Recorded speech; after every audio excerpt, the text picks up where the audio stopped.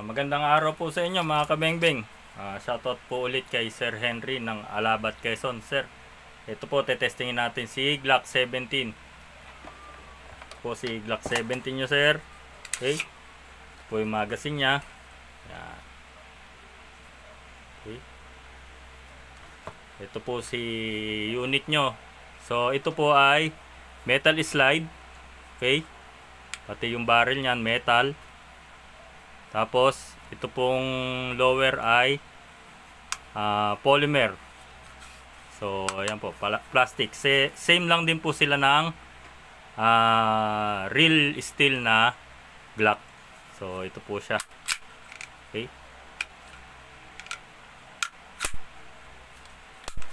So, testing natin tong unit mo, sir. So, paglalagay po ng bala, sir, bababa mo lang po itong follower na to. Ayan.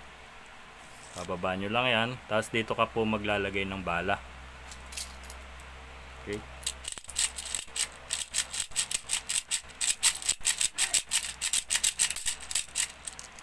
Yan. Pero laruin mo lang, sir, para magpantay-pantay sila. Okay. Tapos paglalagay po ng gas. So baba nyo lang po ito, sir, yung sa ilalim na to. Tapos adjust nyo lang to. Yan. Ay, natanggal. So bababa nyo lang yan. Tapos adjust nyo lang ulit. Tapos ito po yung kanyang inlet valve nakatago. Okay. So pabaligtad, sir, ang pag-charge, no. Pabaligtad, sir, diretso lang. Huwag nyo ililiko para hindi sumingaw yung gas. Okay, yan. 5 to 10 seconds, sir, para full charge yung magazine mo. Okay. So ayan, sir. Tapos balik mo lang ulit yung cover. Yan. Pwede mo rin pindutin dito, sir, pero dito mo na lang hahatakin. Lahin mo lang to pababa para maiaasag mo siya. Yan. So charge size, sir.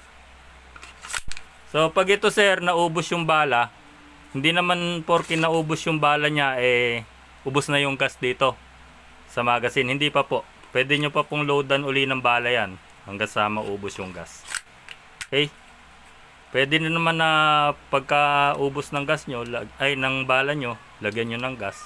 Pero wag nyo pong itatago ito ng walang gas yung magazine nyo, no, sir.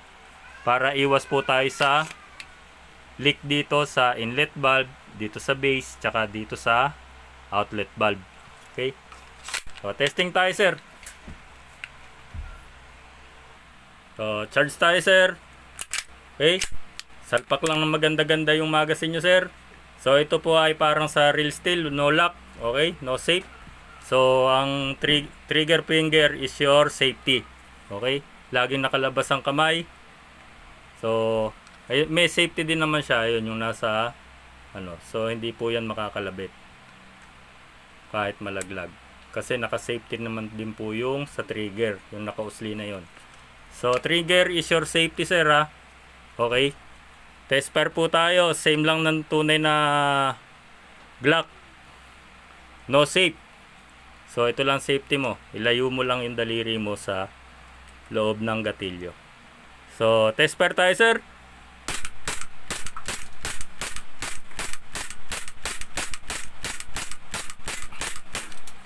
So ayan, sir, nag-slide stop yung unit mo.